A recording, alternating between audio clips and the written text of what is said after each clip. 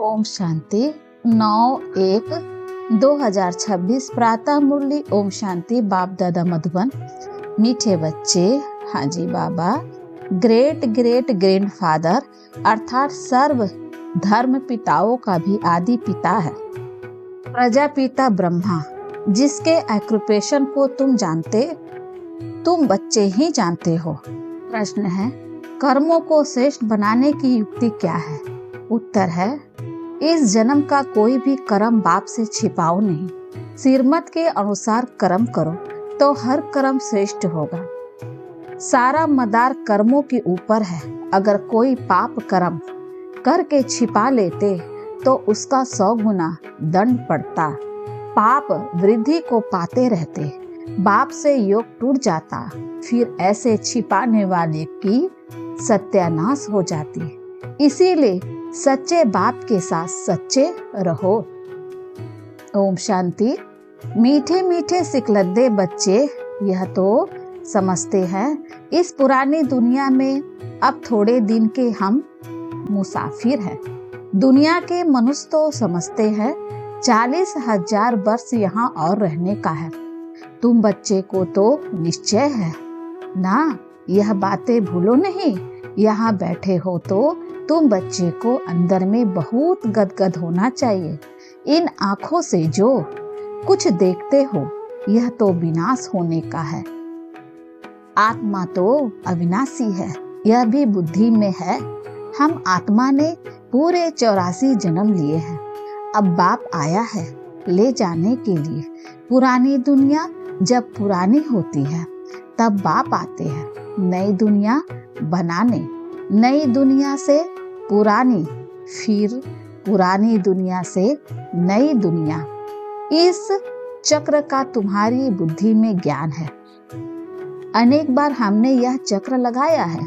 अभी यह चक्र पूरा होता है, फिर नई दुनिया में हम थोड़े से देवताएं ही रहते हैं, मनुष्य नहीं होंगे। अभी हम मनुष्य से देवता बन रहे हैं, यह तो पक्का निश्चय है ना। बाकी कर्मों पर ही सारा मदार है। मनुष्य उल्टा कर्म करते तो वह अंदर खाता जरूर है। इसीलिए बाप पूछते हैं, इस जन्म में ऐसे कोई पाप तो नहीं किए हैं? यह है छीछी रावण राज्य, यह भी तुम समझते हो। दुनिया नहीं जानती कि रावण किस चीज का नाम है। बापूजी कहते थे राम राज चाहिए, परंतु अर्थ नहीं समझते थे।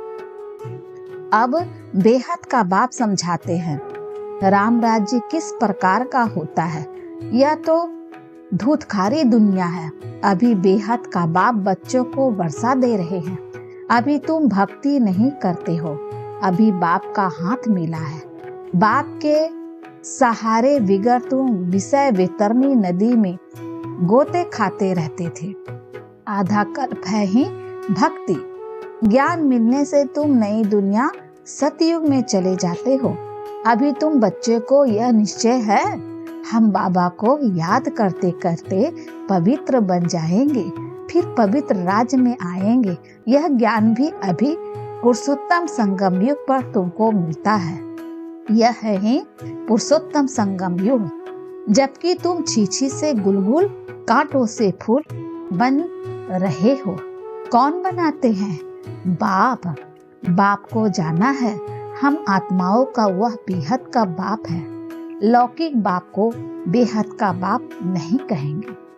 पारलौकिक बाप आत्माओं के हिसाब से सबका बाप है। फिर ब्रह्मा का भी एक्यूपेशन चाहिए ना। तुम बच्चे सबका एक्यूपेशन जान चुके हो। विष्णु के भी एक्यूपेशन को जानते हो। कितना सजा हुआ है। स्वर्ग का मालिक है ना। यह तो संगम का ही कहेंगे। मूल बतन, सूक्ष्म बतन, स्थूल बतन, वह भी संगम में आते हैं ना। बाप समझाते हैं पुरानी दुनिया और नई दुनिया का यह संगम है। पुकारते भी है, हे पतित पावन आओ। पावन दुनिया है, नई दुनिया और पतित दुनिया है पुरानी दुनिया, यह भी जानते हो।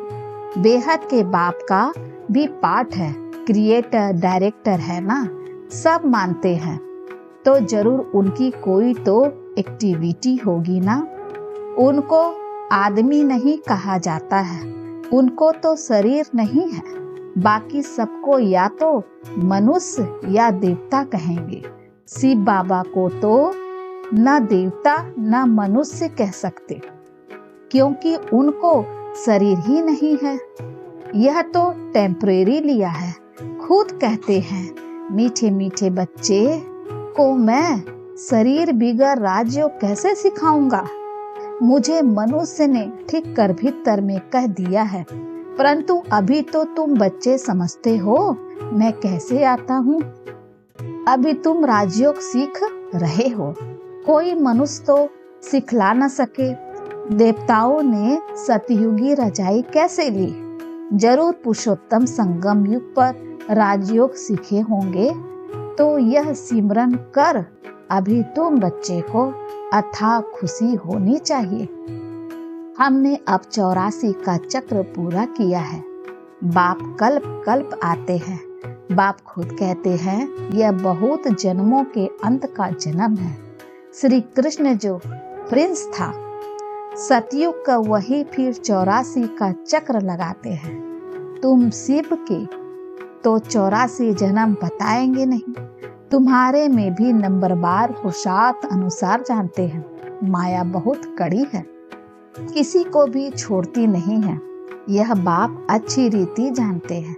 ऐसे मत समझो बाप कोई अंतर्मयी है, नहीं, सबकी एक्टिविटी से जानते हैं। समाचार आते हैं, माया एकदम कच्चा पेट में डाल देती है। ऐसी बहुत बातें तुम बच्चों को मालूम नहीं पड़ती, बाप को तो सब मालूम पड़ता है। मनुष्य फिर समझते हैं बाबा अंतर्मयी है। बाप कहते हैं, मैं अंतर्मयी नहीं हूँ। हर एक की चलन से सब मालूम पड़ता है। बहुत छीछी चलन चलते हैं।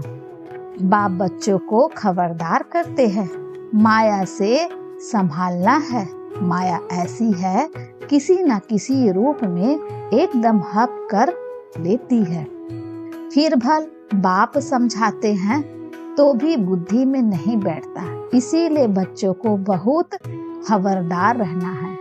काम महाशत्रु है, मालूम भी न पड़े कि हम विकार में गए हैं, ऐसे भी होता है। इसीलिए बाप कहते हैं, कुछ भी भूल आदि होती है तो साफ बताओ, छिपाओ मत, नहीं तो 100 गुना पाप हो जाएगा।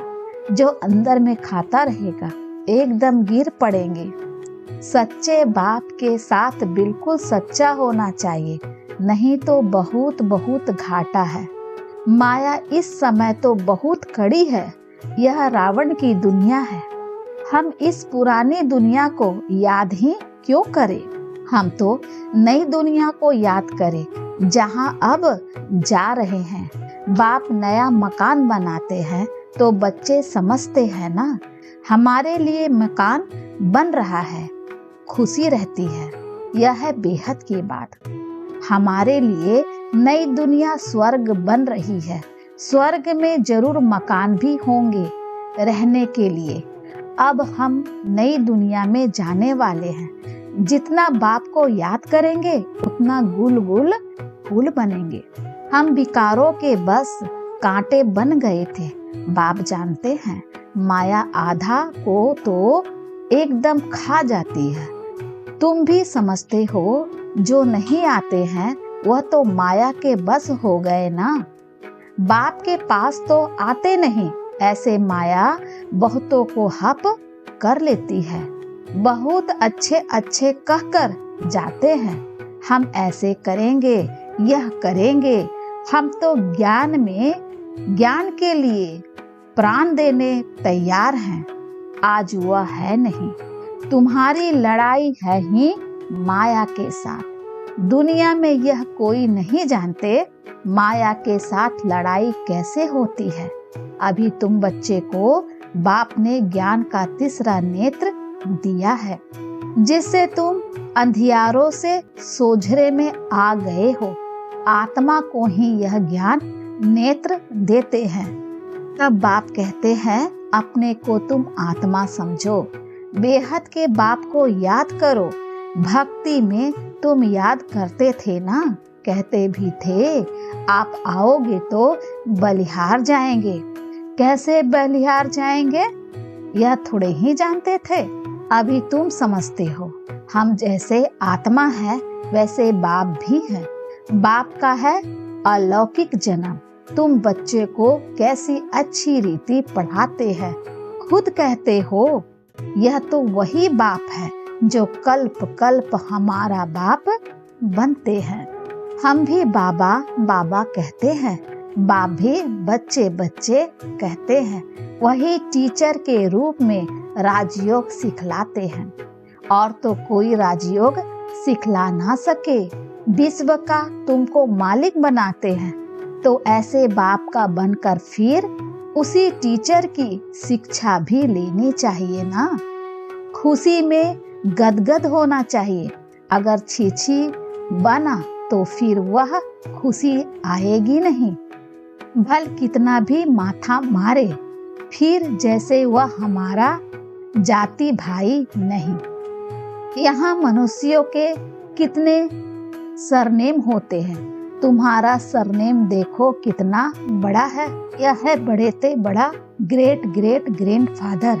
ब्रह्मा उनको कोई जानते ही नहीं। शिव बाबा को तो सर्वव्यापी कह दिया है। ब्रह्मा का भी किसी को पता नहीं पड़ता। चित्र भी है ब्रह्मा विष्णु शंकर के। ब्रह्मा को सूक्ष्म बतन में ले गए हैं। बायोग्राफी कुछ नहीं जानते। सूक्ष्म बतन में ब्रह्मा को दिखाते हैं। फिर प्रजापिता ब्रह्मा कहाँ से आएगा? वहाँ बच्चे एडॉप्ट करेंगे क्या? किसी को भी पता नहीं है। प्रजापिता ब्रह्मा कहते हैं परंतु बायोग्राफी नहीं जानते। बाबा ने समझाया है यह हमारा रथ है। बहुत जन्मों के अंत में हमने यह आधार लिया है। यह पुरुषोत्तम संगम गीता का एपिसोड है। पवित्रता भी मुख्य है।